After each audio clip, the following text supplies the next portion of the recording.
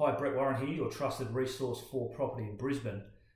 Myself, along with another few analysts this week, are starting to see that the migration to Queensland is on. Immigration is starting to increase, particularly from our southern states, who are starting to see Brisbane as a better value proposition, particularly when it comes to investing. So I thought I'd take this opportunity to share with you a number of tips and a number of differences in the sale process between other states and what happens in Brisbane. Firstly, the contract of sale is generally going to last about 30 days here in Brisbane from when you sign the contract to when the property settles. In some cases the settlement is negotiable, but the average is about 30 days. Brisbane is also a much more buyer-friendly market. We can actually put a few more conditions on our contract that we can't do in the southern states. Firstly, we also get the 5 business day cooling off period, but we're also able to put a building and pest clause on. We generally recommend about 7 days that will allow a pest inspector and a building inspector to get out there and make sure the property is structurally sound and there's no pest issues or problems that have arisen. The other thing we're allowed to do is put a finance clause on of between generally about 10 to 14 days.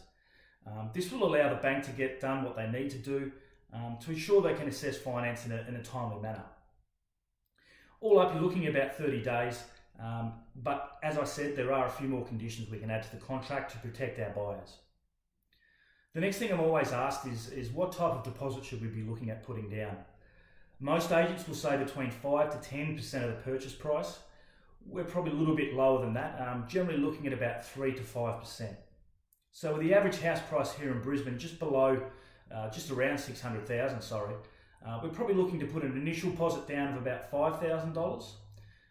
And then once we've satisfied the cool-off period, the building and pest and the finance clause, I may put down another $15,000 or $20,000 to secure the property.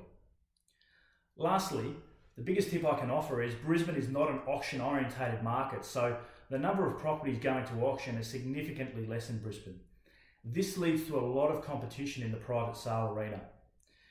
In particular, it leads to a lot of what we call multi-offer scenarios. When you're negotiating at a property, if a second or third party comes in and wants to buy the property as well, all negotiations must stop and you must put your best offer forward. So that's your best condition, your best price and your best terms. Quite often it's not always the best price that wins, but it's the terms that can win as well. And a cash contract can be very popular in those situations.